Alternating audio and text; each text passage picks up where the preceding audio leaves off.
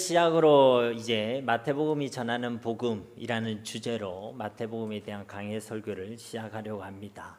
우리가 수요일 기도회 때는 어떤 말씀을 살펴보고 있죠? 구약의 첫 성경이라 할 수 있는 창세기 말씀을 살펴보고 있습니다. 그리고 이제 이 주일 오전 예배 시간을 통해서 신약 성경의 시작이라 할 수 있는 이 마태복음을 함께 나누려고 하는 것입니다. 자, 우리가 마태복음이라고 할 때 이 복음이란 단어가 있는데요. 사랑하는 성도님 여러분, 이 복음이 무엇입니까? 아까 우리 인사했잖아요, 그죠? 예수 그리스도가 복음인 줄 믿습니다. 예수님을 믿고 무엇을 얻는다가 복음이 아니라 예수님 그 자체가 바로 복음이란 것입니다. 어떤 분들은 예수를 믿어서 세상을 얻는 것이 복음이라고 생각하는 사람들이 있습니다. 그것이요, 복음에 대한 오해이지요. 복음은 세상을 얻는 것이 복음이 아니라 예수 그리스도 그 자체가 복음이고, 만약 우리가 무엇을 얻는다고 한다면 예수님을 통해서 예수님을 얻고, 예수님을 통해서 영원한 생명을 얻고, 예수님을 통해서 하나님의 나라를 얻게 되는 것이 바로 복음인 줄 믿습니다. 이것이 우리에게 가장 기쁜 소식이고 가장 복된 소식이라는 것이죠. 그리고 이 복음을 믿는 것이 믿음인 줄 믿습니다. 그러니까 여러분, 우리가 믿음이란 것은 어려운 것이 아닙니다. 예수님이 그리스도이심을 믿는 것이 믿음이라는 것이죠. 그럼 신앙생활은 무엇이냐? 예수님을 믿고 예수님을 누리는 것이 바로 신앙생활입니다. 예수님 안에 있는 그 생명과 예수님 안에 있는 그 능력을 누리며 살아가는 것이 바로 신앙생활이라는 것이죠. 여러분, 신앙생활이라는 것은 진짜 예수님을 믿는 것에서 시작할 수 있습니다. 신앙생활의 반대말이 종교생활이라고 한다면, 종교생활이란 것은요, 믿음이 없어도 시작할 수 있는 것입니다. 믿음이 없어도 교회에 올 수 있는 것이고, 믿음이 없어도 예배 자리에 참석할 수 있는 것이고, 믿음이 없어도 성경을 읽을 수 있다는 것이죠. 그런데 신앙생활은요, 믿음이 있어야지만 시작할 수 있다는 것입니다. 그리고 그 신앙생활 안에는요, 믿음으로 시작한 그 신앙의 삶 가운데 하나님께서 약속하신 예수 그리스도의 그 생명과 예수 그리스도의 그 능력을 누리는 삶을 살아가는 것이 바로 신앙생활이란 것입니다. 그런데 이런 신앙이 없는 종교생활을 하는 사람들은요, 모양은 있는데 능력은 없습니다. 교회 출석도 하고 예배도 드리고 성경도 읽고 찬양도 따라 부르는데 그 안에 예수님에 대한 누림이 없습니다. 예수님 안에 있는 생명을 누리지 못하니까 변화되지 않습니다. 성장할 수 없다는 것이죠. 예수님 안에 있는 능력을 누리지 못하니까요, 힘이 없습니다. 건세가 없죠. 그의 삶 가운데 승리가 없다는 것입니다. 왜 그렇다는 것이죠? 이 복음을 오해해서 그렇다는 것입니다. 이 복음을 몰라서 그렇다는 것입니다. 다시 말씀드립니다. 복음은요, 예수 그리스도입니다. 예수님이 전부인 것이고 예수님이면 충분한 줄 믿습니다. 예수님 안에 영원한 생명이 있습니다. 예수님 안에 하늘과 땅의 모든 권세가 있습니다. 신앙생활은 그래서 복잡한 것이 아니란 것입니다. 예수님을 믿는 것입니다. 예수님을 믿는 믿음으로 살아가는 것입니다. 예수님을 믿기 때문에 그 예수님 안에 있는 그 생명과 능력을 누리며 살아가는 것이 신앙생활인 줄 믿습니다. 이제 우리가 살펴볼 이 마태복음은요, 우리의 시작이며 우리의 전부이고, 우리의 가장 기쁜 소식이고, 우리에게 가장 복된 소식이고, 우리에게 가장 중요한 기초이지만 우리에게 가장 강력한 능력이 되는 이 복음에 대해서 분명하게 말씀하고 있습니다. 그리고 그 복음의 내용은 바로 아브라함의 자손, 다윗의 자손, 예수 그리스도시라는 것입니다. 그러므로 이 마태복음 말씀을 우리가 함께 살펴보는 동안에 우리 가운데 진짜 예수님을 알고 믿게 되는 신앙의 성숙함이 있게 되기를 주님의 이름으로 축복합니다.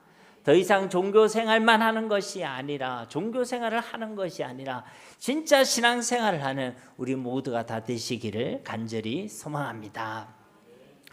오늘 우리가 함께 봉독한 이 1절로부터 이 17절 말씀을 통해서요, 마태복음의 서론과 또 본문 말씀의 그 의미를 함께 살펴보도록 하겠습니다. 여러분, 마태복음은요, 신약 성경의 제일 첫 번째 성경이죠. 위치적으로 제일 처음에 등장하는 성경이란 것입니다. 물론 전통적인 관점에서도요, 마태복음을 제일 먼저 기록된 성경이다라고 보는 학자들도 있습니다. 그런데 20세기 이후에는요, 많은 신학자들이 마가복음 우선서를 선호합니다. 그러니까 마가복음이 제일 먼저 기록되었다는 것이죠.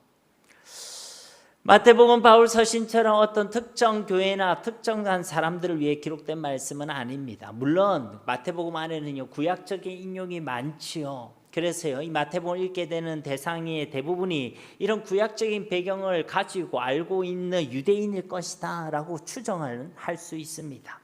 근데 이것은요, 추정일 뿐이지 마태복음의 이 성경은요, 어떤 특정 교회나 아니면 특정한 사람을 위해 기록된 말씀이 아니라 흩어져 있는 모든 지역에 있는 교회들과 모든 그리스도인들에게 기록된 말씀이라고 할 수 있는 것입니다.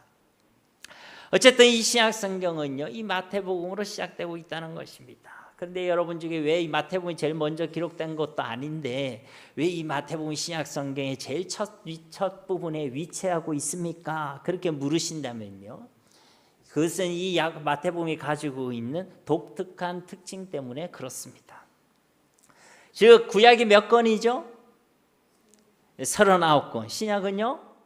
27권. 구구단만 잘하면 된다 했죠? 39, 27. 그런데 이 39권의 이 성경이 끝나고 이제 신약 성경이 시작된다고 했을 때에 이 마태복음이 가지고 있는 그 독특한 특징이 이 신약 성경과 구약 성경을 연결하기에 가장 적절하기 때문이란 것입니다. 왜냐하면요, 이 사복음서 중에 구약 말씀에 대한 인용이 제일 많은 성경이 바로 마태복음입니다. 마태복음은 50회 이상의 구약을 직접 인용하고 있고 약 75회의 구약의 사건들을 암시하고 있습니다. 그래서 마태복음을 읽다 보면요, 이루려 함이라, 이루어졌나니, 이루시다, 이런 표현들이요 제일 많이 등장하고 있는 복음서가 바로 이 마태복음이란 것이죠. 즉 구약에 있는 그 말씀에 예언된 그 약속의 말씀이 이 신약 가운데 온전히 이루어졌다, 성취되어졌다를 분명하게 드러내고 선포하고 있는 말씀이 이 마태복음이란 것입니다.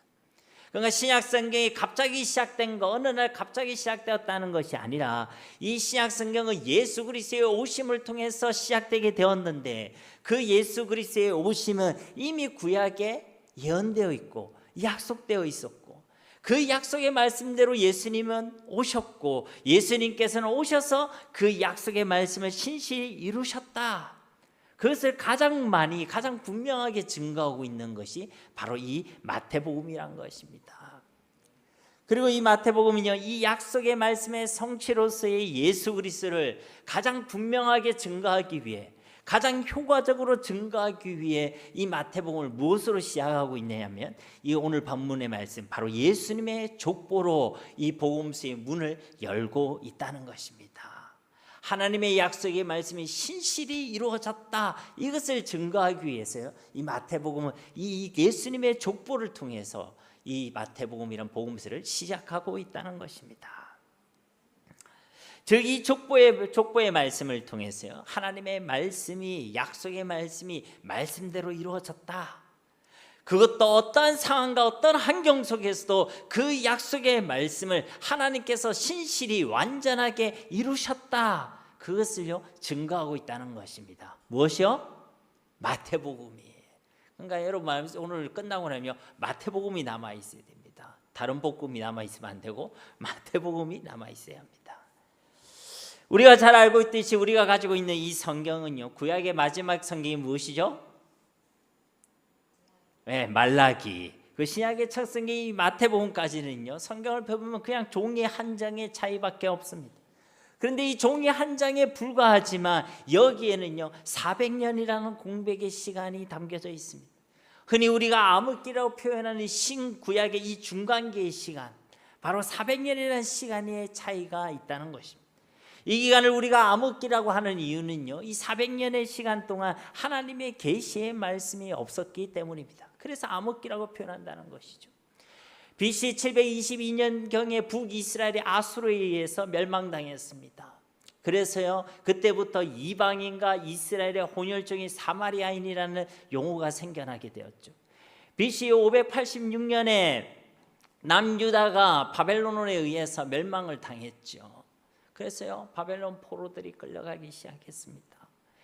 BC 538년에 페르시아 제국이 생겨나서 이 바벨론을 멸망시켰죠. 그리고 그 왕이 고레스 왕이 칙령을 반포합니다. 그리고 그 칙령을 통해 이스라엘 백성들이 이제 이스라엘로 귀환하게 되지요. 예레미야를 통해서 약속하셨던 그 70년이라는 시간이 지난 뒤에 정확하게 이 이스라엘 백성들이 이제 돌아오게 된다는 것입니다. 약 5만 명의 사람들이 스룹바벨을 선두로 하여서요 이스라엘 고국으로 돌아오게 된다는 것입니다. 그리고 이들을 통해서요 무너졌던 성전이 재건되기 시작합니다. 그리고 이 포로기한은 그 뒤에도 계속되지요. 그래서 느헤미야와 그리고 또 에스라를 통해서 약 100년의 시간이 지난 뒤에 BC 444년경에 이제 또 포로들이 돌아오기 시작합니다. 그리고 이때에 구약 성경이 이제 좀 정리되기 시작했고 또 예루살렘 성의 성벽이 세워지기 시작했죠. 그리고요 그 뒤에 성경의 역사가 없습니다. 기록된 말씀으로는 이 시기에 대한 그 어떤 하나님의 말씀도 계시도 확인할 수가 없다는 것이죠. 그래서요 이 시기를 암흑기라고 표현하는 것입니다. 물론 일반 역사를 살펴보면요 이 신약과 구약 사이에 있는 이 중간기에 있는 역사를 우리는 확인할 수 있습니다. 이 시기에요 우리가 잘 알고 있는 대왕 알렉산더 대왕이 일어나죠. 그래서 이 페르시아 제국을 무너뜨립니다. 그리고요 헬라 제국을 건설하죠. 그래서 그 헬라 제국의 영향을요 그리스 헬라 문화의 영향을 이스라엘 땅도 받게 됩니다. 그래서 이 신약 성경은요 헬라어로 기록되어졌죠. 그런 영향 속에 있었다는 것입니다. 알렉산더 대왕 이후에요 또 이 제국이 헬라 제국이 3등분이 일어났죠. 3등분 됩니다. 그때의 헬라어 번역 성경 구약 성경이 70인역이 번역되어지고 또 안티오코스 에피파네스라는 그 사람을 악독한 왕의 다스림을 받으면서요 유대교 말살 정책의 희생이 됩니다. 그래서 돼지피로요 막 성전에서 제사를 드리기도 하고 성전을 훼손하기도 하고 또 그 성전 안에 제우스의 신상을 세우기도 하죠. 여러분 복음서 읽다 보면 멸망에 가증한 것이란 용어를 우리는 확인할 수 있잖아요. 그러한 것들이 세워지기 시작했다는 것입니다. 그리고 그때 신약 성경의 배경이 되던 마카비의 혁명, 하시딤, 에세네파, 그리고 사두개인, 바리새파 이런 용어들이 이제 등장하기 시작한 것입니다. 그리고 이제 로마 제국이 일어나죠. 로마 제국 폼페이 장군에 의해서 예루살렘 성이 점령됩니다. 그리고 이스라엘은요 속국이 됐죠. 그리고 로마에 세워진 왕 헤롯 대왕이요 이스라엘을 통치하게 됩니다. 그리고 이러한 시대적인 배경 속에서 누가 오셨습니까? 약속하신 말씀대로 우리 주 예수 그리스도께서 이 땅에 오신 줄 믿습니다. 그리고 그때로부터 예수 그리스도의 세계 신약 시대가 시작되게 되었다는 것입니다. 왜 이 신구약 중간사를 간단하게 언급드렸냐면요 우리가 비록 이 성경에 기록이 없다는 것으로 이 기간을 암흑기다 단절된 시간이다 이렇게 표현하지만 사실은요 그렇지 않다는 것입니다. 하나님께서는 예수 그리스도께서 이 땅에 오실 그 하나님의 때를 위하여서요 이 시기에도 모든 배경과 환경과 사람들을 준비하시고 조성하고 계셨다는 것이죠. 우리가 말하는 그 공백의 시간 가운데서도 우리 하나님께서는 분명하게 완전하게 신실하게 일하고 계셨는 줄 믿습니다. 사랑하는 성도님 여러분 우리 하나님께서는요 살아계신 하나님 완전하신 하나님 신실하신 하나님이신 줄 믿습니다. 우리 인생도요 공백과까지 느껴지는 어두운 시간들이 찾아올 때가 있습니다.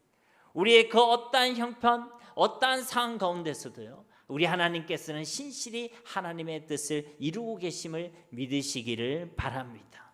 하나님께서 우리를 가장 완전한 길로 가장 복된 길로 가장 선한 길로 우리를 이끄시고 인도하시고 주관하고 계신다는 것이죠. 그래서 제가요 이게 제 마음에 감동이 돼서 얼마나 기쁜지 오늘 새벽에 여러분한테 문자 보낼 때도 그 내용을 보냈잖아요. 하나님의 그 완전하심과 선하심이 우리에게 믿어질 때 이것이 우리에게 얼마나 큰 힘과 위로가 되는지 모릅니다. 여러분 진짜 하나님의 완전하심 하나님의 신실하심을 믿으시기를 바랍니다.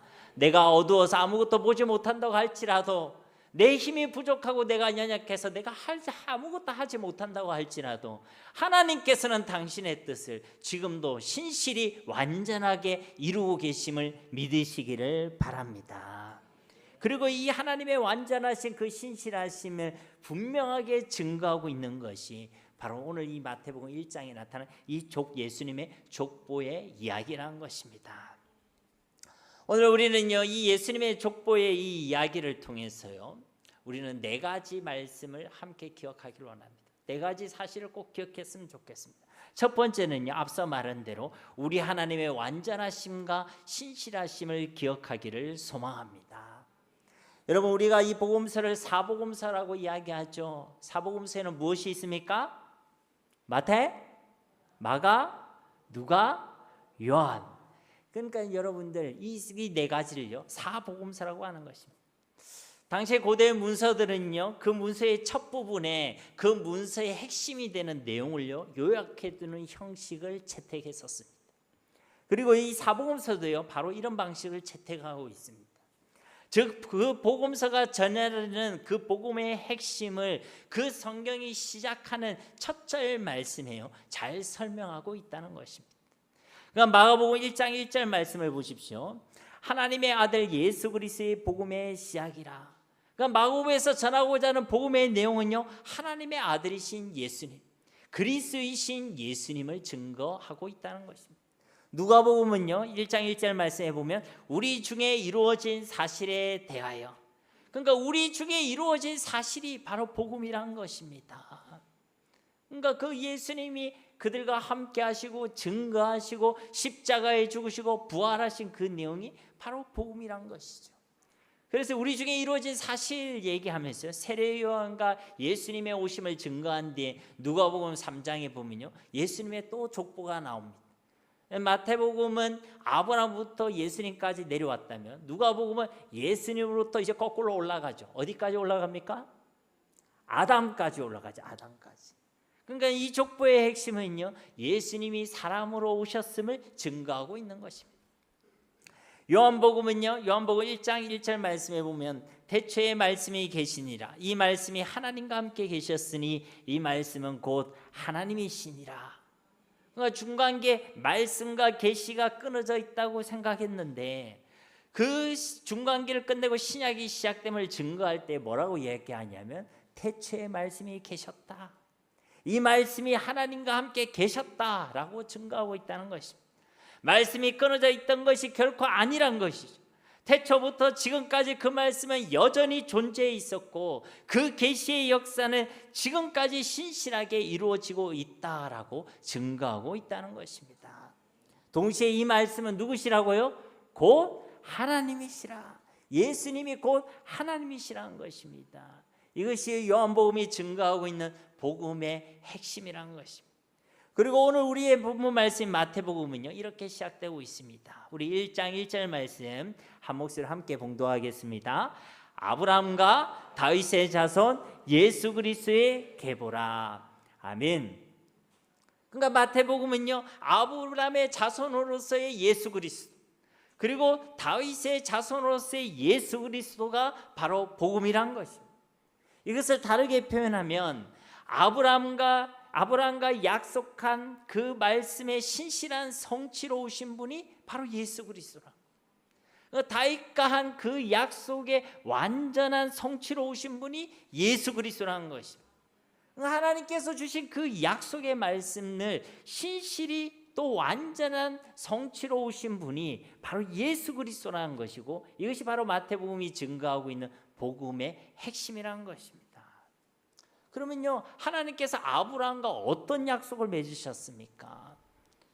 아브라함과 맺은 그 약속의 내용은요 창세기 12장, 15장, 22장에 각각 나타나 있습니다. 시간 관계에서 우리는 22장 말씀을 볼 것인데요 17절, 18절 말씀 우리 함께 봉독하도록 하겠습니다. 창세기 22장 17절, 18절 말씀입니다.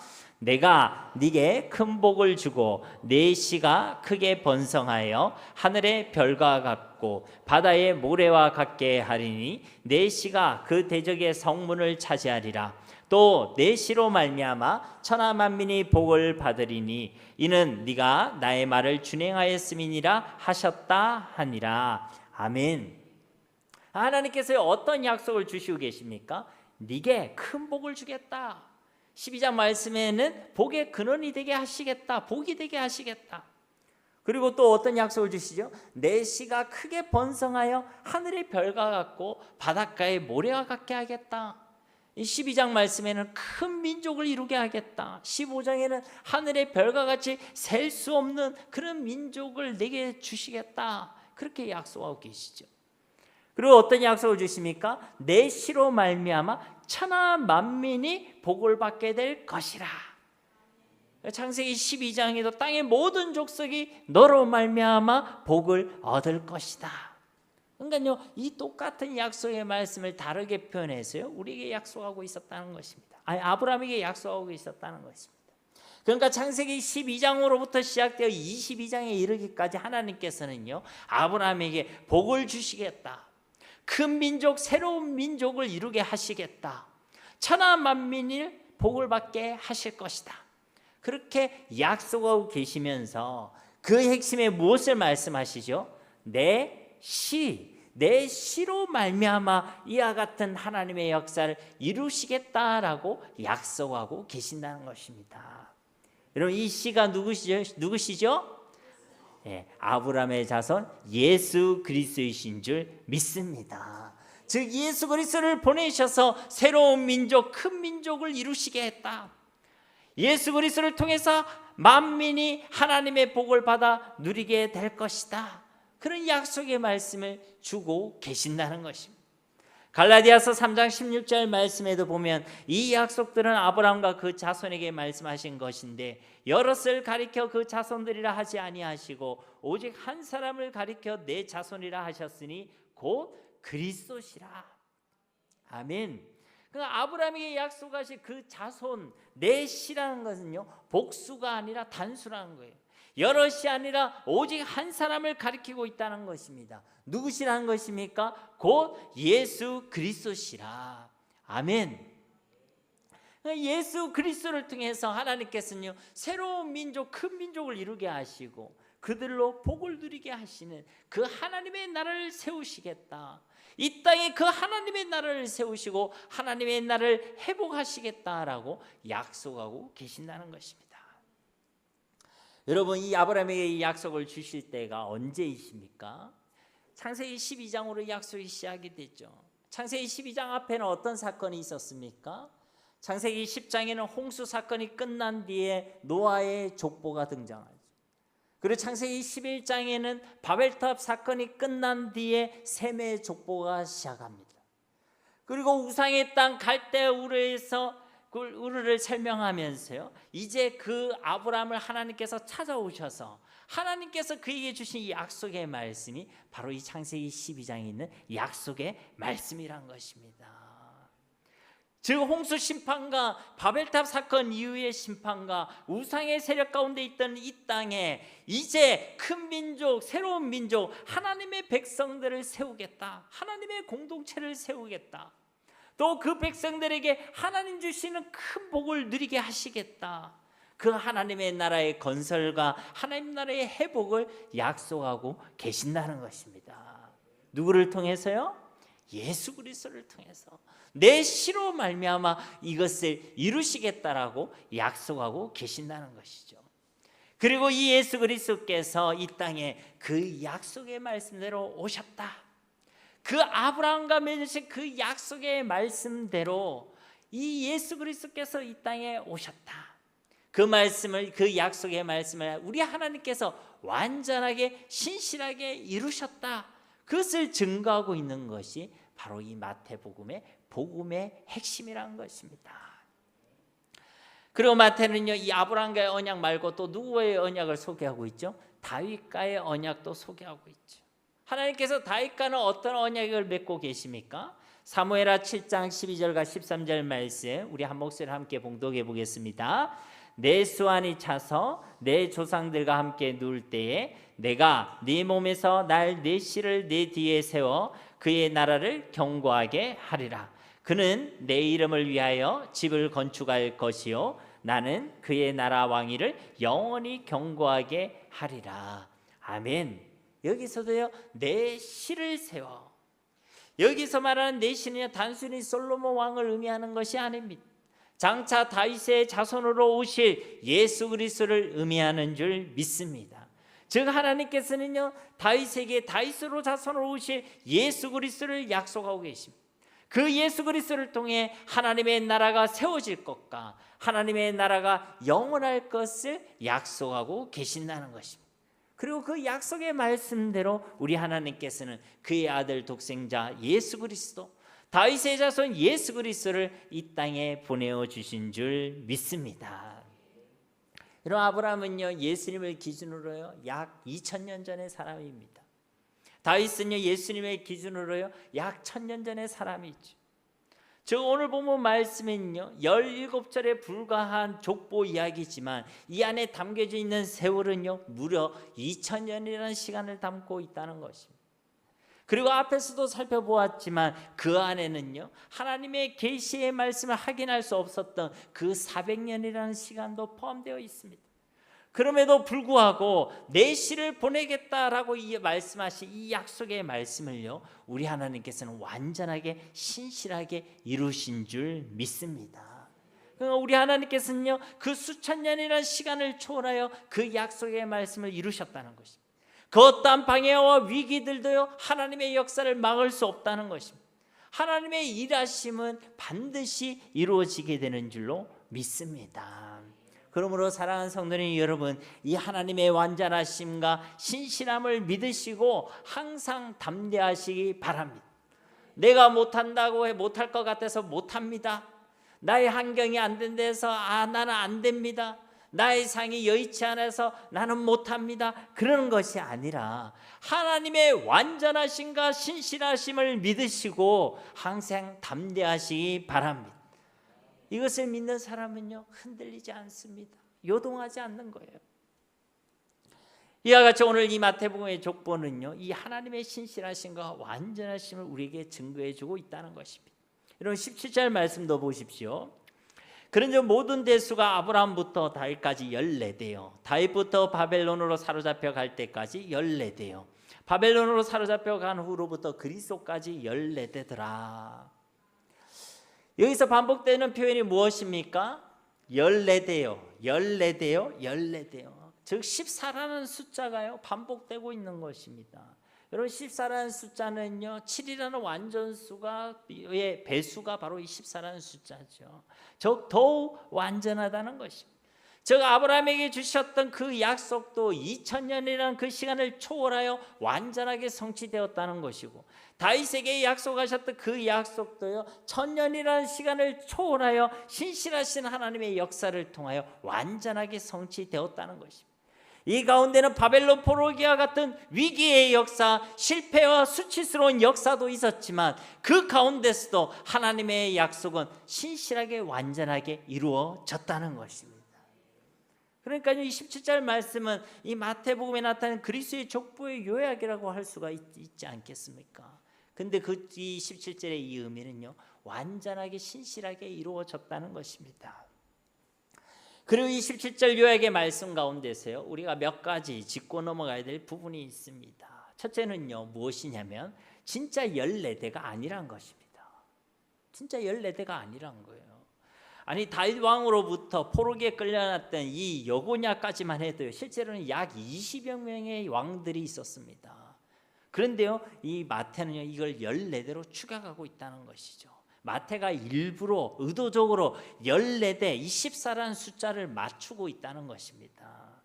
그런데 24가 무엇을 의미한다고요? 완전함을 의미한다는 거예요. 하나님은 그 약속의 말씀을 완전하게 신실하게 이루신다라는 것을 증거하고 있다는 것입니다. 두 번째로 우리가 이 17절 말씀에 기억할 거는요 이 족보에 기록된 이 인물들이요 다 의로운 사람들이 아니란 것입니다. 의로운 사람들이 아니에요. 괜찮은 사람들이 아닙니다. 이거는요 10절 말씀에 나타난 히스기야 아들 므낫세만 보아도 알 수 있습니다. 열왕기하 21장 2절 3절 말씀에 보면 므낫세에 대한 설명이 나오죠. 므낫세가 여호와 보시기에 악을 행하여 여호와께서 이스라엘 자손 앞에서 쫓아내신 이방 사람의 가증한 일을 따라서 그의 아버지 히스기야가 헐어버린 산당들을 다시 세우며 이스라엘 왕 아합의 행위를 따라 바알을 위하여 제단을 쌓으며 아세라 목성을 만들며 하늘의 이를 성신을 경배하여 섬기며. 여러분 므낫세는요 12살의 왕이 돼서 이스라엘을 55년간 통치했던 왕입니다. 그런데 그는요 한마디로 요약하자면 여호와 보시기에 악한 왕이었어요. 아세라 목상도 만들고요 하늘의 별을 숭배하고 섬겼습니다. 바알과 아세라 그리고 이를 성신을 경배하는 등 우상 숭배를 앞장선 사람이었습니다. 아들을 불 속에 지나가게 했고 점도 치고 신접한 영매들을 부르고 예수 그리스도의 족보에 그 이름을 올리기에는 정말로 참담한 삶을 살았던 인물이 바로 므낫세란 거예요. 그런 부족한 사람들, 그런 자격 없는 사람들, 그런 죄인된 사람들이 있음에도 불구하고 그럼에도 우리 하나님께서는 그 약속의 말씀을 신실하게 완전하게 이루신 줄 믿습니다. 이것이 놀라운 거예요, 여러분. 사람은 연약하고 부족한데 그 사람을 통해서 하나님께서는 하나님의 뜻을 실수치 아니하시고 신실하게 완전하게 이루신다는 것입니다. 우리의 연약함이 하나님의 뜻을 막을 수 없다는 거예요. 사랑하는 성도님 여러분, 우리는요 자꾸만 우리에게 뭔가 있어야 하고 뭔가 자격이 충분해야 하고 뭔가 탁월한 실력이 있어야지만 하나님께서 나를 통해 역사하시고 하나님께서 우리 가운데 그 뜻을 이루신다라고 착각합니다. 아닙니다. 하나님이 전능하신데 무슨 우리의 능력이 필요하겠습니까? 하나님이 전지하신데 하나님께서 그 일을 이루시는데 무슨 우리의 지식이 필요하겠습니까? 그런 자격과 실력이 꼭 필요로 했다면 예수님께서 제자들을 부르실 때 꼭 베드로와 같은 그런 자를 부르실 필요가 있었겠습니까? 더 학력이 괜찮고 더 마음의 중심도 바르고 성격도 좀 괜찮고 성품도 인격도 훌륭한 사람을, 그런 더 나은 사람을 부르시는 게 더 낫지 않았겠습니까? 근데 예수님은요 그러하시지 아니하셨다는 것이죠. 그런데도 우리는 자꾸만 착각한다는 것입니다. 우리의 모습 때문에, 우리의 부족함 때문에, 우리의 재성 때문에 자꾸만 낙심합니다. 절망합니다. 아니면요 자기 자신이 자격이 충분하다고 생각해서 자기를 훌륭히 여기고 괜찮다 여기면서 교만해합니다. 사랑하는 성도님 여러분, 예수 그리스도의 오심에 므낫세와 같은 그런 인간을 사용하신 이유는요 그에게 어떤 자격과 실력이 있어서가 아닙니다. 하나님의 언약, 하나님의 약속의 말씀 때문인 줄 믿습니다. 아브라함과 다윗에게 약속하시는 그 약속의 말씀 때문에 하나님께서요 그런 인간도 들어 사용하셨다는 것입니다. 그 약속에 신실하신 하나님, 완전하신 하나님 때문에 그렇다는 것입니다. 그러니까요 우리는 자꾸만 자격을 갖추려고 하지 마시고 자꾸만 실력을 키우려고 하지 마시고 하나님의 말씀을 붙들고 믿으시기를 주님의 이름으로 축복합니다. 여러분, 성경 공부가 예수님을 믿는 거 아닙니다. 헌신과 봉사가 예수님을 믿는 것도 아닙니다. 진짜 예수님을 알고 믿는 것이 진짜 예수님을 믿는 일인 줄 믿습니다. 그리고 예수님을 진짜 믿는 사람은 당연히 하나님의 말씀을 사모하게 되어 있는 것이고 당연히 주님의 몸된 교회와 하나님의 나라를 세우는 일을 열망하게 되어 있는 줄 믿습니다. 그러므로 우리는요 하나님의 그 신실하심과 완전하심을 믿어야 될 줄 믿습니다. 수천 년의 시간도 수많은 위기와 어려움도 우리 인생의 부족함과 모질함도 그 어떤 것도 그 무엇도 하나님의 계획과 하나님의 약속의 말씀의 성취를 막을 수 없습니다. 왜냐하면 우리 하나님은요 완전하신 하나님, 신실하신 하나님이시기 때문에 그런 것입니다. 이와 같이 그리스도의 족보를 통해 우리가 기억해야 될 그 첫 번째가 하나님의 완전하심과 신실하심이라면, 이 그리스도의 족보를 통해 우리가 기억해야 될 그 두 번째는요 예수 그리스도의 복음의 역사성과 신앙의 실제성입니다. 예수 그리스도의 역사성과 우리의 신앙의 실제성이란 것입니다. 한마디로 우리가 믿는 예수 그리스도의 복음은요 신화나 허구가 아니란 것이죠. 분명한 역사적 사실인 줄 믿습니다. 여러분, 제 성이 뭐죠? 밀양 박가입니다. 저희 조상으로 알려진 인물이 있습니다. 혹시 아십니까? 그거 잘 아시네요. 남의 집을 어찌 그리 잘 아십니까? 문헌에 따르면요, 이 박혁거세라는 인물은요, 예수님보다 70년 전의 인물입니다. 그리고 그의 생애를 봤을 때요, 예수님이 태어나고 나서 3년 뒤에 생애를 마감한 인물이죠. 삼국사기와 삼국유사를 보면요, 그가 태어난 산 이름이 있습니다. 혹시 아세요? 양산입니다. 하필 양산에서 태어났어요. 이 양산인지 모르겠지만 양산에서 태어났어요. 근데 그 산에서 보는데요, 말이 울고 있는데 그 옆에 알이 있었어요. 근데 그 알을 가르자 그 안에서 아이가 태어났어요. 그 아이가 이름이 뭐냐면 박혁거세입니다. 근데 여기에 대해서 다산 정약용 선생이 평가하기를 뭐라고 평가하냐면, 옛날 문헌들이 다 허술하기 짝이 없다, 이 마란의 전설도 잘못된 전설이다라고 비판했습니다. 마란이라는 것은요, 말의 알이라는 거예요. 박혁거세의 전설을 마란의 전설이라고 정약용 선생이 그렇게 평가했다는 것입니다.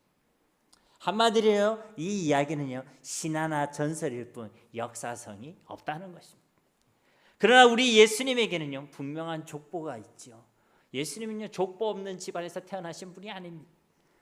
분명한 족보가 있고 역사성을 가지신 분이 우리 예수 그리스도이신 줄 믿습니다. 우리 예수님께서는 진실로 역사 가운데, 우리가 살아가는 이 땅 가운데 실제로 역사적으로 사실적으로 분명하게 오신 줄로 믿습니다. 하나님이신 그분이 우리 가운데, 우리 역사 가운데, 이 땅 가운데 분명하게 사람으로 오셨다는 것입니다. 이것이 바로 우리가 믿고 고백해야 될 복음의 내용인 줄 믿습니다. 그렇기 때문에 우리의 믿음도요, 실제성을 가지고 있다는 것입니다. 우리의 믿음이 실제라는 것입니다. 우리의 믿음에는 반드시 믿음의 역사가 따르게 되어 있다는 것입니다. 우리가 기도하면 실제로 하나님께서 들으시고 응답하신다는 것입니다. 우리가 예배하고 찬양 드릴 때 실제로 하나님께서 그 가운데 임재하시고 그 예배를 받고 계신다는 것입니다. 우리가 예수 이름을 선포할 때 실제로 그 예수 그리스도의 이름에 건세가 나타나게 되는 줄 믿습니다. 그러니까 우리의 믿음은요, 뜬구름 잡는 이야기가 아니라는 거예요. 허구나 신화 같은 이야기가 아니라 분명한 사실이고 영적 사실임을 여러분 믿으시기를 바랍니다. 이 그리스도의 족보를 통해 우리가 세 번째로 기억할 것은요, 복음의 보편성과 하나님의 은혜입니다. 우리가 기억해야 될 것이 무엇이라고요? 복음의 보편성과 하나님의 은혜란 것입니다. 여러분, 복음의 보편성이란 건요, 이 복음이 유대인에게나 특정 집단에게만 속한 것이 아니라 모든 사람에게, 만민에게 주어졌다는 것입니다. 그게 바로 복음의 보편성입니다. 이 족보를 자세히 보시면요, 이 족보는 단순히 예수 그리스도의 혈통의 정당성, 아니면 그 혈통의 우월함을 증명하는 데 그 목적을 두고 있지 않습니다. 단순히 다윗의 왕조의 역사나 이스라엘 역사의 이야기가 아니란 것입니다. 이 족보는 복음의 보편성, 그리고 그 안에 있는 하나님의 은혜를, 예수 그리스도를 통한 구속의 은혜를 우리에게 증거하고 있는 줄 믿습니다. 여러분, 이 족보에서 우리가 주목해야 될 몇몇의 이름이 있습니다. 그것은요, 바로 여인들의 이름입니다. 왜 우리가 여인들의 이름에 주목해야 되냐면요, 당시 문화적 배경, 시대적 배경을 볼 때 이건 말이 되지 않습니다. 제가 여성을 무시해서가 아니라 그 당시에는요, 여성의 이름을 족보에 남긴다? 그럴 일이 없습니다. 단편적인 예로 누가복음에 기록된 예수님의 족보에는요, 예수님의 어머니 마리아도 포함되어 있지 않습니다. 마리아도 언급이 없어요. 그런데 이 마태는요, 이 예수님의 족보를 기록하면서 여인들의 이름을 포함하여 기록하고 있다는 것입니다. 그것도요, 한두 명이 아니라 무려 몇 명이죠? 5명의 여인을 기록하고 있습니다. 누구지요? 3절에 다말, 5절에 라합과 룻, 그리고 6절에 우리의 아내. 우리의 아내 이름이 뭐죠? 밧세바. 네, 밧세바죠. 그리고 마지막으로 16절에 마리아입니다. 그러면 여인들로서 이 여기에 포함되어졌으니까 이 사람은 대단한 사람들이었습니까? 아닙니다. 심지어 이들 중 4명은요, 이스라엘이 그토록 무시했던 이방인들이었습니다. 다말은요, 아람인이었습니다. 그리고 라합은요, 가나안 여성이었죠. 룻은요, 모압 출신이었습니다. 우리의 아내 바세바는요, 그 남편을 해족속이라고 표현하고 있잖아요. 해족속에 속한 여인이었습니다. 물론 이들은 이스라엘의 중요한 시대를 반영하고 있다는 흥미로운 부분도 가지고 있습니다. 다말은 족장 시대를 대표하고, 라합은 가나안 정복 시대를 대표하고, 룻은 사사 시대를 대표하고, 바세바는 왕정 시대를 대표하고, 마리아는 신약 시대를 각각 반영하고 있죠. 그렇다고 이들이 그 시대를 진짜 대표할 만한 그런 인물들은 결코 아닙니다. 오히려 이들은요, 참 기구한 삶을 살았던 여인들입니다. 다말은 어떤 여인이었습니까? 시아버지를 유혹해야만 했던 여인이었죠. 라합은 어떤 여인이었습니까? 그 가나안 지역의 기생이었습니다. 룻은 어떤 여인이었습니까? 일찍이 남편과 사별했던 여인입니다. 바세바는 어떤 여인이었습니까? 다윗의 음모로 남편을 잃고 다른 남자의 여인이 되어야만 했던 여인입니다. 마리아는 어떻습니까? 결혼도 하기 전에 아이를 임신하게 되는 그런 상황을 감당해야만 했던 여인이었습니다. 결코 이들의 삶은 훌륭하거나 순탄한 삶의 내용이 아니었다는 것입니다. 그런데도 하나님께서는 이 여인들에게 온 인류가 구원받게 되는 그리스도의 약속의 말씀을 주시고, 또 그 약속의 말씀을 이루는 일에 이들을 초청하시고 이들을 사용하고 계신다는 것입니다. 즉 그들에게 어떤 자격이 있어서가 아니라 이것이 다 하나님의 은혜라는 것입니다. 하나님의 은혜요, 하나님의 선물인 줄 믿습니다. 물론 이들에게도 긍정적인 공통점은 있었습니다. 그것은요, 바로 믿음이었습니다. 이들은요, 믿음의 사람들이었습니다. 다말은 그의 시아버지 유다의 입으로부터 그보다 더 어렵다라는 고백을 들었던 여인이었습니다. 창세기 28장 26절 말씀에 보면 유다가 그것들을 알아보고 이르되 그는 나보다 옳도다. 내가 그를 내 아들 셀라에게 주지 아니하였음이로다 하고 다시는 그를 가까이 하지 아니하였더라. 그는 나보다 더 옳도다라고 그렇게 칭찬받았던 여인이란 것입니다. 라합도 믿음으로 정탐꾼을 영접하고 그 정탐꾼을 구원했던 여인입니다. 히브리서 11장 31절 말씀에 믿음으로 기생 라합은 정탐꾼을 평안히 영접하였으므로 순종하지 아니하는 자와 함께 멸망하지 아니하였도다. 룻은 또 어떤 여인이었습니까? 시어머니를 따라 그녀의 하나님을 섬겼던 여인이었죠. 룻기 1장 15절 17절 말씀에 보면 나오미가 또 이르되 보라 네 동서는 그의 백성과 그의 신들에게도 돌아가나니 너도 너의 동서를 따라 돌아가라 하니 룻이 이르되 내게 어머니를 떠나며 어머니를 따르지 말고 돌아가라 강건하지 마옵소서. 어머니께서 가시는 곳에 나도 가고 어머니께서 머무시는 곳에서 나도 머물겠나이다. 어머니의 백성이 나의 백성이 되고 어머니의 하나님이 나의 하나님이 되시리니 어머니께서 죽으시는 곳에서 나도 죽어 거기 묻힐 것이라. 만일 내가 죽는 일 외에 어머니를 떠나면 여호와께서 내게 벌을 내리시고 더 내리시기를 원하나이다 하는지라. 아멘. 이 고백이 놀랍지 않습니까? 내가 죽을 때까지 어머니와 함께하며 죽을 때까지 어머니가 섬기는 그 하나님을 나도 섬기겠습니다. 그런 믿음의 고백을 했던 여인이 바로 룻이라는 것입니다. 바세바의 남편 우리야도요, 비록 이방인이었지만 그의 행위는 다윗 왕보다 선하고 어루웠다라고 말씀이 이야기하고 있죠. 사무엘하 11장 11절 말씀에 보면 우리야가 다윗에게 아뢰되 언약궤와 이스라엘과 유다가 야영 중에 있고 내 주 요압과 내 왕의 부하들이 바깥들에 등치고 있거늘 내가 어찌 내 집으로 가서 먹고 마시고 내 처와 같이 자리이까. 내가 이를 행하지 아니하기로 왕의 살아계심과 왕의 혼의 살아계심을 두고 맹세하나이다 하니라. 그만큼요 이 우리야는요 하나님과 사람 앞에 충성스러운 사람이었다는 것입니다. 즉 하나님께서는요 그들의 그 믿음을 의롭게 여겨주시고 그들을 이 복음이 성취되는 그 축복의 역사에 초청하여 주시고 사용해 주셨다는 것입니다. 그래서 마태는요 이 사실을 굳이 기록하고 있는 것입니다. 아니 다른 걸 기록해도 되는데 굳이 이들의 이름을 기록하고 있다는 것입니다. 왜냐하면 이것은요 당시 유대인들이 가지고 있었던 잘못된 믿음, 잘못된 선민의식을 깨뜨리기 위해서입니다. 그들은요 자신들의 지형과 혈통을 자랑했습니다.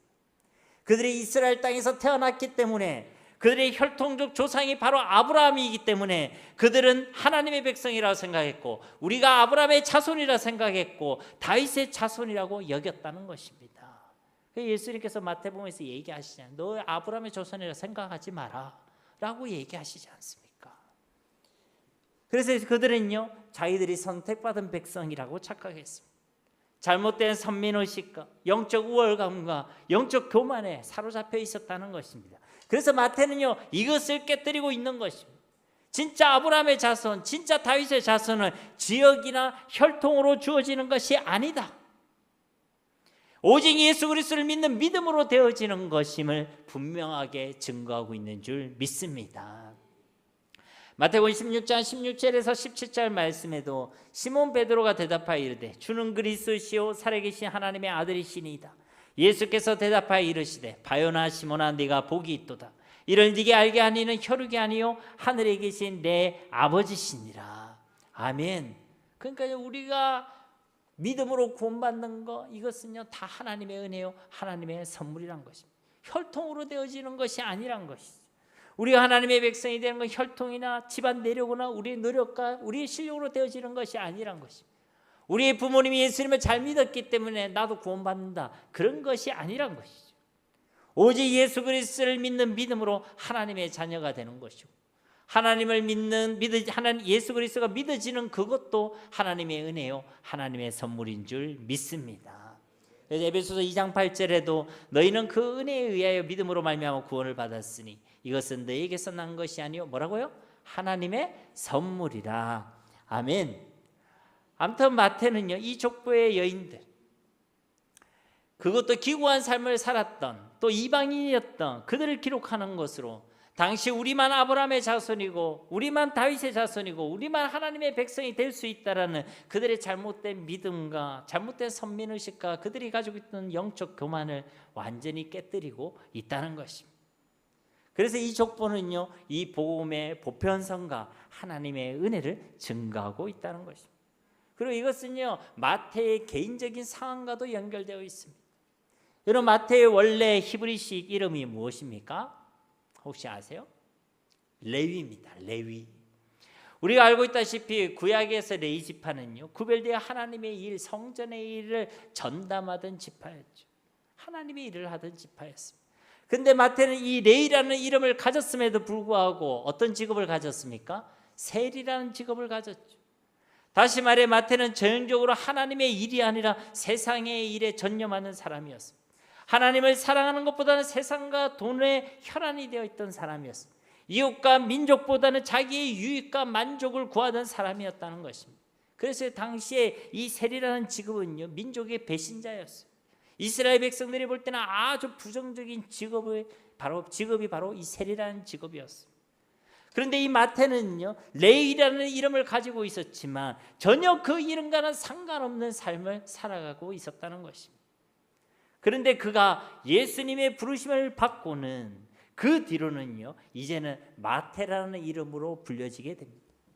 마태라는 이름의 뜻은요, 하나님의 선물입니다. 하나님의 선물이, 하나님과 상관없이 살아가고 있던 그를, 세상과 돈과 오직 자기밖에 모르고 있던 그를 불러내시고 구원해 주시고 제자를 삼아 주시고 변화를 시켜 주신 것은 전적인 하나님의 은혜요, 하나님의 선물인 줄 믿습니다. 우리의 구원은요, 혈통이나 우리의 실력과 노력으로 되어지는 것이 아니란 것입니다. 오직 하나님의 은혜, 오직 하나님의 선물이라는 것입니다. 이제 그리스도의 족보에서 우리가 마지막으로 기억할 것은요, 이 족보가 다윗을 강조하고 있다는 것입니다. 이 마지막 네 번째 강조점은요, 바로 다윗을 강조하고 있다. 아까 17절에서 14대요, 14대요, 14대요 라면서 마태가 14라는 숫자를 강조하고 있다고 말씀드렸죠. 그런데 우리가 기억할 것은요, 히브리어에는 모든 히브리어 그 철자 하나하나가 각각의 숫자의 값을 가지고 있습니다. 이것을요, 이미 알고 계신 분들도 있겠지만 게마트리아라고 합니다. 히브리어 알파벳의 그 순서대로 각각의 숫자 값을 부여한다는 것이죠.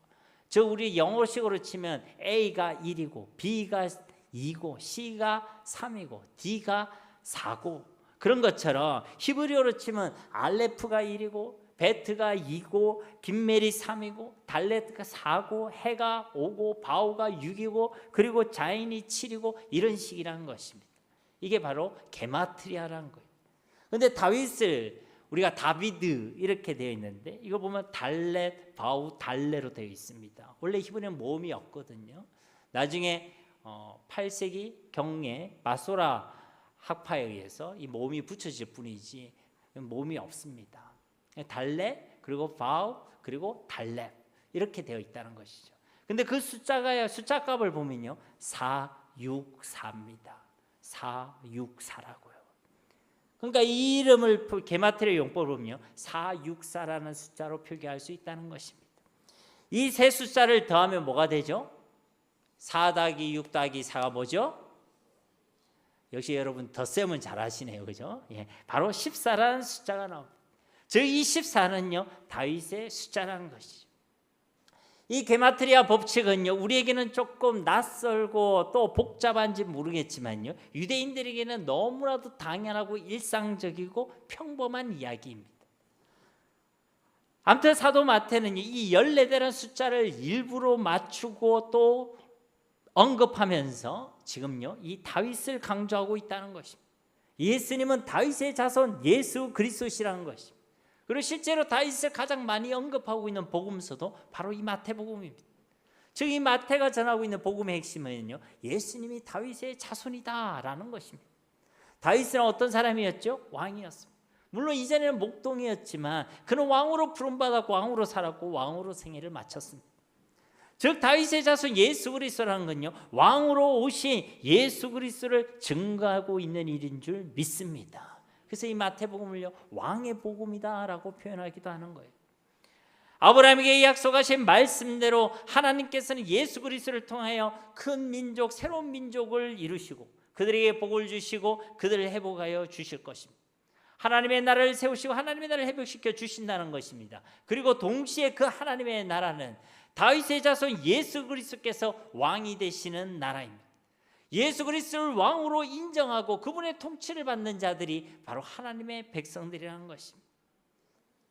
그리고 그렇게 예수 그리스도께서 통치하실 때 그 나라는 영원하고 견고하며 완전하게 되는 줄로 믿습니다.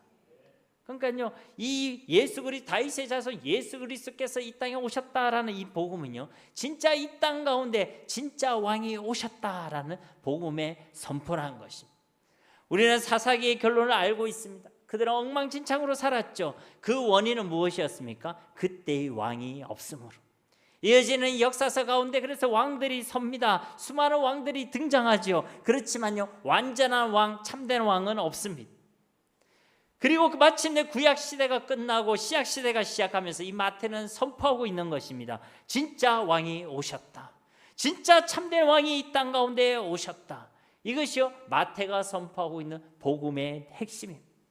그리고 예수 그리스도를 우리의 왕으로 인정하고 받아들이는 것이 바로 믿음인 줄 믿습니다. 우리가 그분을 진짜 우리의 왕으로 인정하면 그분이 우리를 통치해 주실 것이고 그 어떤 어둠 가운데서 우리를 건져내어 주시고 우리의 완전한 회복과 우리의 삶의 견고함을 허락해 주실 줄로 믿습니다. 말씀을 맺도록 하겠습니다. 오늘 이 그리스도의 족보를 통해 우리는 네 가지를 기억하기를 소망합니다. 첫째는 우리 하나님께서는 그의 말씀, 약속의 말씀에 신실하시고 완전하시다는 것입니다. 수천 년의 시간도 그 어떤 인간의 연약함과 실수도 어떤 방해도 그 하나님의 신실하심과 완전하심을 막을 수 없습니다. 둘째로 우리가 믿는 예수 그리스도는 역사 가운데 이 땅에 오신 참 하나님이시며 참 사람이심을 믿으시기를 바랍니다. 우리의 믿음의 대상은 허구나 신화나 전설이 아니란 것입니다. 우리의 믿음은 참되고 분명한 영적 사실이고 분명한 영적 사실이란 것입니다. 우리의 신앙은 실제 한다는 것입니다. 세 번째는 이 복음의 보편성과 하나님의 은혜를 기억하시기 바랍니다. 우리가 받는 구원은 전적인 하나님의 은혜요 하나님의 선물인 줄 믿습니다. 누구든지 예수 그리스도를 믿기만 한다면 어떤 실패와 어떤 제약 가운데서 반드시 구원받게 되는 것입니다. 마지막으로 네 번째는 왕으로 오신 예수 그리스도를 기억하시기 바랍니다. 신앙은 예수님을 그냥 믿는 것이 아닙니다. 예수님을 나의 왕, 나의 주인으로 믿는 것이 진짜 신앙이고 믿음인 줄 믿습니다. 그래야 우리는 그분의 통치 속에서 그분의 나라를 온전히 누리게 되는 것입니다. 이런 예수 그리스도의 복음을 알고 믿으며 그 복음으로 충만하여 그 하나님의 나라를 매일의 삶 가운데 누리는 우리 모두가 다 되시기를 예수님의 이름으로 간절히 축원드립니다. 우리 이 시간 말씀을 기억하시면서 함께 기도하기를 원합니다. 주님, 우리가 이 예수 그리스도를 진짜 알고 진짜 믿기를 원합니다. 이 예수로 충만한 예수 그리스도의 증인으로 살아가기를 원합니다. 하나님의 나라를 누리며 살아가는 자들이 되길 원합니다. 주님, 우리에게 믿음을 다하여 주옵소서. 함께 이 시간 기도하겠습니다. 살아계신 아버지 하나님, 감사합니다. 오늘 하나님의 귀한 말씀을 통하여 우리 가운데 주님의 마음을 전달해 주시고 하나님의 소원이 무엇인지를 깨달아 알게 하심을 감사드립니다. 주님, 우리가 진짜 예수님을 알기를 원합니다. 진짜 예수님을 믿기를 원합니다. 진짜 예수 그리스도로 충만하여 예수 그리스도를 증거하는 증인으로 예수님을 닮아가는 예수의 사람으로 살아가기를 원합니다. 2000년이라는 시간을 뚫고 인간의 연약한 그 악한 본성도 뚫고 그 어떠한 위기와 방해들도 다 뚫고 반드시 이루어지고 성취되었던 그리스도의 약속의 말씀의 성취를 보았습니다. 하나님의 신실하심과 하나님의 완전하심을 확인할 수 있었습니다. 주님, 우리가 이 하나님을 온전히 믿게 하옵소서. 하나님의 신실하심을 믿게 하시고 하나님의 완전하심을 믿게 하시고 그 약속의 말씀 믿는 믿음으로 살아가게 하시어서 날마다 믿음의 승리를 누리게 하시고 믿음의 역사를 맛보게 하시고 그 믿음으로 하나님을 기쁘시게 하는 삶을 살아낼 수 있도록 축복하여 주시옵소서. 자꾸만 우리의 연약한 모습, 부족한 모습으로 인하여 실망하거나 낙심하지 않게 하옵소서. 자꾸만 우리가 했다고 착각하거나 교만하지도 말게 하옵소서. 모든 것이 하나님의 은혜였음을 고백하게 하시고 오직 주님만 높이며 주님만 찬양할 수 있는 우리 모두가 되어지게 하여 주시옵소서. 우리가 믿는 예수 그리스도께서 역사 가운데 이 땅 가운데 우리 가운데 사람으로 오셨음을 진짜 믿게 하옵소서. 우리의 신앙이 실제임을 기억하게 하시고 그 예수님 안에 있는 생명과 능력과 건세를 누리는 자들 되어지게 하옵소서. 분명한 믿음을 고백하게 하시고 그 신앙의 생명이 그 신앙의 능력이 우리 삶 가운데 충만하게 하여 주시옵소서. 진짜 예수님을 다윗의 자손 예수 그리스도로 믿고 고백하게 하옵소서. 예수님을 우리의 왕으로 우리 주인으로 고백하게 하시어서 그분이 통치하시는 그분의 나라를 누리게 하시고 우리 삶 가운데 하나님의 나라를 맛보는 매일의 삶이 계속되어지게 하여 주시옵소서. 이런 믿음을 우리 가운데 주실 주님을 기대합니다. 감사드리며 예수님의 이름으로 간절히 기도합니다.